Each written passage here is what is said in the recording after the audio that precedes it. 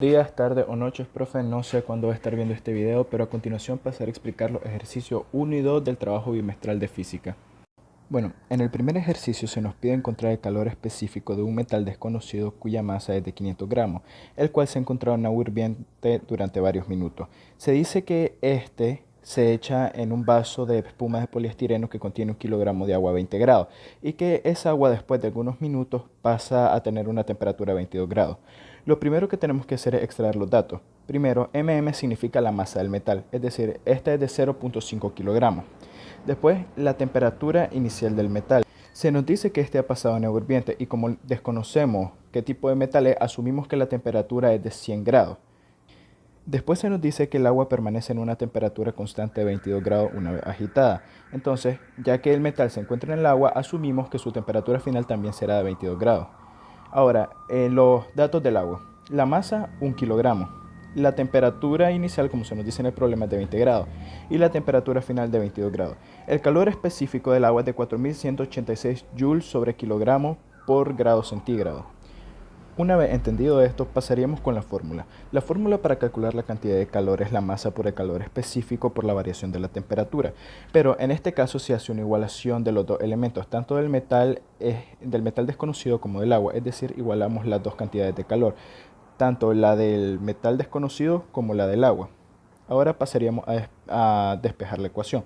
Se nos dice que como teníamos la cantidad de calor va a ser igual a la masa por el calor específico por la variación de temperatura. En este caso hacemos esa fórmula pero tomando en cuenta cada uno de los elementos y comenzaríamos a despejar. Nos quedaría finalmente que el calor específico del metal desconocido va a ser igual a la masa del agua por el calor específico del agua por la variación de temperatura de este entre la masa del material desconocido, del metal desconocido, por la variación de temperatura de este.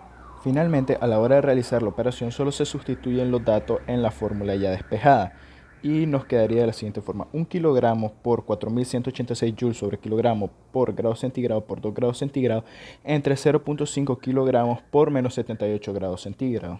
Entonces, al final nos quedaría que 8372 joules entre 39 joules nos va a dar un calor específico de 214.66 joules sobre kilogramo por grado centígrado. En el segundo problema se nos pide calcular la cantidad de calor necesaria para llevar un mercurio que se encuentra a menos 20 grados a su temperatura de ebullición. De nueva cuenta, lo primero que hacemos es extraer los datos. En este caso, la masa del mercurio es de 0.02 kilogramos, su temperatura inicial de menos 20 grados y como lo que queremos llevar a su punto de ebullición, la temperatura sería de 357 grados centígrados, su temperatura final. En este caso, para encontrar el calor total tendríamos que tomar tanto el calor latente como el calor específico y por eso es que tenemos estos datos. El calor específico del mercurio es de 139 joules sobre kilogramo por grado centígrado y su calor latente es de 2.7 por 10 a la 5 joules sobre kilogramos por grado centígrado. Después pasaríamos a lo que es la fórmula. La fórmula de calor latente es la masa por el calor latente. Después tendríamos la cantidad de calor específico, ya conocemos su fórmula, que es masa por calor específico por variación de temperatura. Finalmente, para obtener la cantidad de calor total, hacemos la suma de estos dos. A continuación, pasaríamos a sustituir los datos en sus respectivas fórmulas, siendo el primero el calor los datos de calor específico, ¿verdad? Entonces comenzamos con que la cantidad de calor va a ser igual a la masa por el calor específico del mercurio por la variación de temperatura de este, dándonos un resultado de 1048.6 joules. Después, el calor latente sería la masa por el calor latente, y eso nos daría un resultado de una cantidad de calor de 5400 joules. Finalmente, el calor total sería la suma de estos dos, lo que nos da un resultado de 6448.06 joules. Muchas gracias por su atención y espero que se encuentre bien.